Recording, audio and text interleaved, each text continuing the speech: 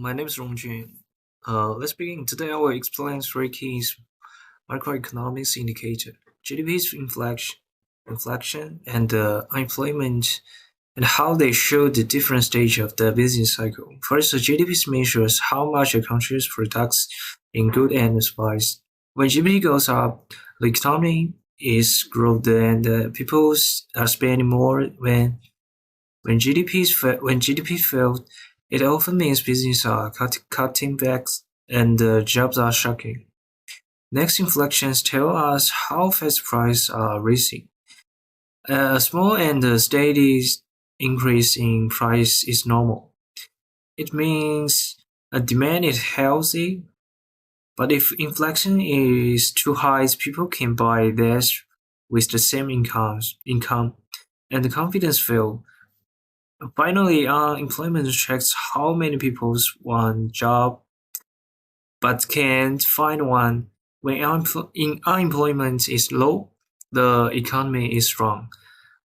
When it is high, businesses are struggling and consumers spend less. Those three indicators move together through the business cycle. In expansion phase, GDP and jobs grow the fast. At the peak, growth slow and inflections may rise. During contractions or recession, GDP fell and unemployment climbed. When the recovery began, the confidence improved, spend rise, and growth became stable again. For Temasek, understanding the microenvironment is very important. When GDP grows slow or inflation rise, investment return, especially in energies or agriculture, may get squeezed.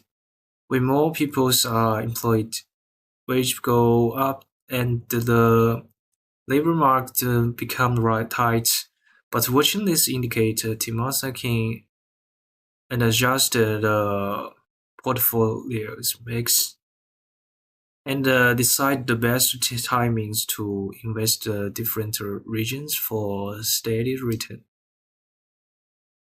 Okay, next I will explain how Singapore's 2025 personal tax rebate affect the economy using the aggregate demand. Well, look at both the short run and long run the impact. And what's the mean for Temasek? The one of the tax rebate increased the household disposable income, so people have more money to spend. And this rise the consumption, and the AD cover shift right from the AD0 to AD1. With the short runs, aggregate supplies cover slope up down. The dual equilibrium moved from the E0 to E1. Output and employment both rise, and the price they will also increase slightly.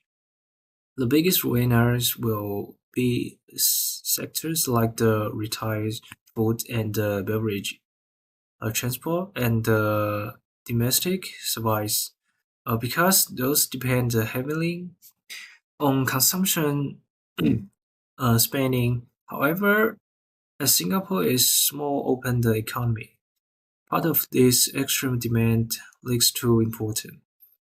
This means the overall effect is positive, but not very large, since the rebate is temporary.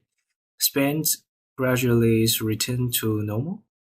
As inflections expectations adjust, SRAS shift left, and the economy is moved back toward the full employment level, YF along the LRAS cover. The price level stayed slightly high, but output becomes stable again. To control the important inflections, the monetary authorities of the Singapore may lead the Singapore's dollars strengthen. And this helps keep price in check, but it can make the exports less competitive. For example, for Temasek, the short-term boost is good news for customers facing the companies. This can expand strong sellers in 2025, so it's with the prepare extras in inventory is more stuff and target companies to return you by the into the loyalty customer. At the same time, Temasek should watch for rise wage and return, which can push up the cost for exports or to film, and a stronger SGD mean hard profit, so they should increase the currencies headed and adjust price strategies. These diagrams show the what's happening in the U.S. market after tariff are imposed. The world price rise from the base level to the world price plus the tariff. The domestic supply covers move up downwards from the S to S1 because of this market price increase and important fields from the Q1 to Q2. The U.S. government collected tariff the revenues, but the customer pay high price and buy less. The yellow triangles show the dead way to lose the economy facing lost because there is less trade. So domestic products gains because they sell more and high price. The government earns revenue from the tariffs, but customer lose and they pay the more have the fee choice. A foreigner expense such as the Temasek overseas partner also lose their salary and profit dropped. For Temasek, tariffs bring both opportunity and risk. Holding inside the US can benefit from the higher local price and the important substitution. However, Asian or Europe's exports that sailed into the US face weak the demand and lower marriage. In the long run trend, tension increased global's uncertainty.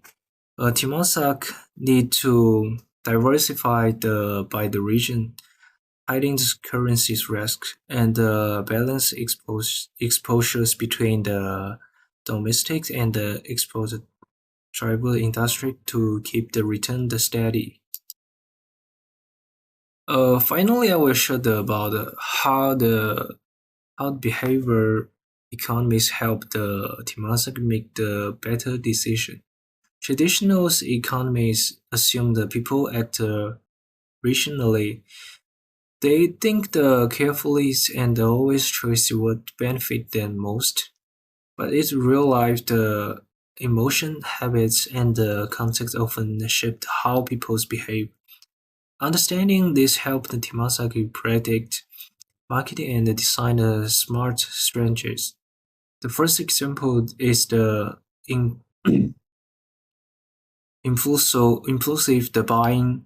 People often make the quick decisions when they see the message like the limit offer or buy one get one free.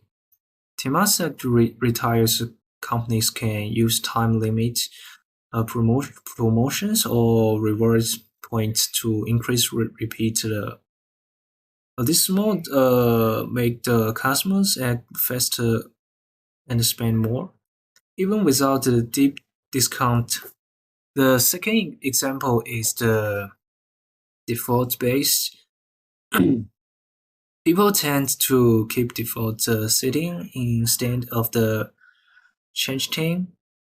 Temasek applied this slide is investment and the employment program. For example,